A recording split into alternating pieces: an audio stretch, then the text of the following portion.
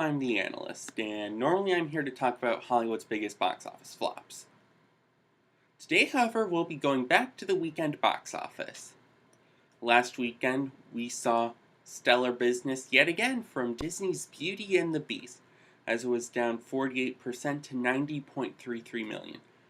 That wasn't quite as good as the holds of Alice in Wonderland with the Jungle Book, though it did do far more business, but it was better than Jurassic World, The Avengers, Cinderella, and Maleficent.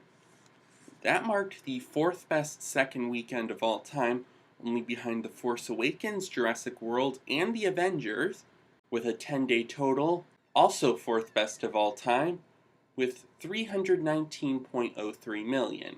It will race past Alice in Wonderland no later than Wednesday, and will best The Jungle Book likely by Saturday.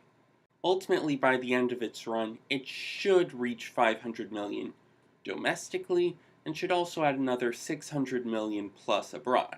So you can expect a what could have flopped on this to happen eventually.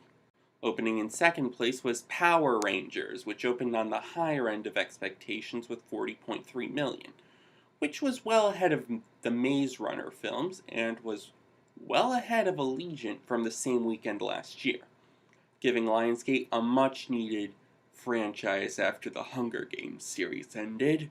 Getting a strong A cinema score, odds are this ends up with at least $110 million stateside, though its foreign run won't be quite as impressive. Kong Skull Island fell 47% to $14.67 million, and has pounded $133.77 million through 17 days. And it should be on track for $165 million stateside. All overseas, it opened to a massive $72 million in China, to raise its foreign total to $258.9 million, and should ultimately wind up with at least $325 million outside of the States. The other nationwide openers last weekend both disappointed, as Life scared up a deathly $12.5 million, opening on par with 2015 sci-fi disappointment Chappie, and was on the lower end for a sci-fi horror. Getting a tepid C+ cinema score, expect a sub $30 million total for the Jake Gyllenhaal Ryan Reynolds film.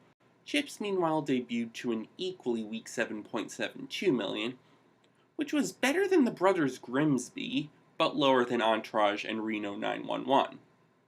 Given a B- cinema score, it will end up just under $20 million.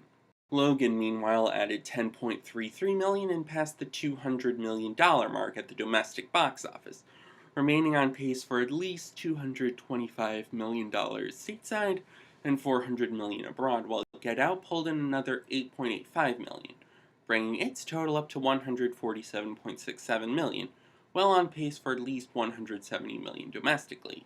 Now for this weekend, where Beauty and the Beast will repeat yet again, likely taking a similar drop as last weekend, off 47% to $47.87 million, which will be well on the high end of projections for this weekend's releases, which are Boss Baby and Ghost in the Shell, which will be battling out for second and third with openings in the low 30 millions. Which one will come on top? Let's take a look. Boss Baby comes to us from DreamWorks, which has most recently come out with Trolls and Kung Fu Panda 3. But it's going to go up against Beauty and the Beast, which will take quite a portion of the family audience, and reviews haven't been very favorable at this point. Now for Ghost in the Shell, which is an adaptation of a Japanese anime, but whitewashed, it's cast led by Scarlett Johansson. The marketing has promised a stylish sci-fi action flick, though audiences have had plenty of similar films recently, such as Logan, Kong, and Power Rangers, which likely satiated their tastes. Overall, I say Boss Baby should end up a hair ahead of Ghost in the Shell, with $34 million against the latter's $32 million. Meanwhile, Power Rangers should fall another 55% to $18.13 million, while Kong Skull Island will be down another 40% to $8.8 million. Thanks for watching, press the like button, be sure to subscribe, and follow me on Twitter.